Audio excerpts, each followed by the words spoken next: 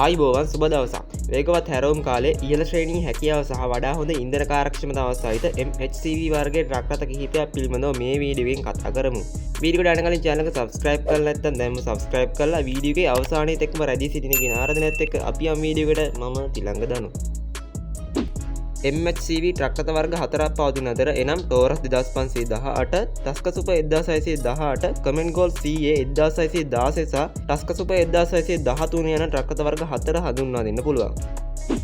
මෙම ට්‍රක් රථ වර්ග 4 සඳහා බලය සැපයලා ලබන්නේ H series සිලින්ඩර් 6ක turbo charged intercooled diesel engine එකකින් වගේම Taurus 2518, Tusker Super 1618 සහ Tusker Super 1613 යන ට්‍රක් රථ තුනේ ගියර් ආයක සම්මූර්තන ගියර පෙට්ටියක්ද Command Goal CA 1618 ට්‍රක් රථයේ synchronized ගියර පෙට්ටියක්ද භාවිතා වනවා. Taurus 2518 ට්‍රක් රථයේ chassis ටොන් 25ක බරකින් සහ අඩි 24ක පැටවීමේ පරාසයකින්ද Tusker Super 1618 ට්‍රක් රථයේ chassis ටොන් 16ක බරකින් සහ අඩි 24ක අඩි 20ක පැටවීමේ පරාසයකින්ද Command Goal 1616 ට්‍රක් රථයේ chassis ටොන් 16ක බරකින් සහ අඩි 18ක අඩි 20ක පැටවීමේ පරාසයකින්ද Tusker Super 1613 ට්‍රක් රථයේ chassis ටොන් 16ක බරකින් සහ අඩි 20ක පැටවීමේ පරාසයකින්ද යුක්ත වෙනවා.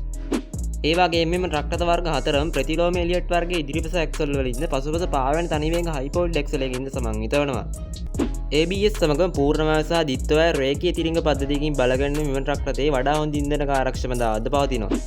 ඉතින් වීඩියෝ හොඳයි නම් වීඩියෝ එක ලයික් කමෙන්ට් කරලා ඔයාගේ යාළුවන්ටත් බලන්න මේ වීඩියෝ එක ෂෙයා කරන්න අමතක කරන්න එපා. අප්ඩේට් වුණු සිංහලත් එක්ක මේ ගමනේ මොඩ් සිංහලයා channel එක subscribe කරලා නැත්නම් දැන්ම subscribe කරන්න කියලා මතක් කරනවා. ඊළඟ වීඩියෝ එකෙන් ආවෙම පරිස්සමෙන් ඉන්න ගිහින් එන්නම්.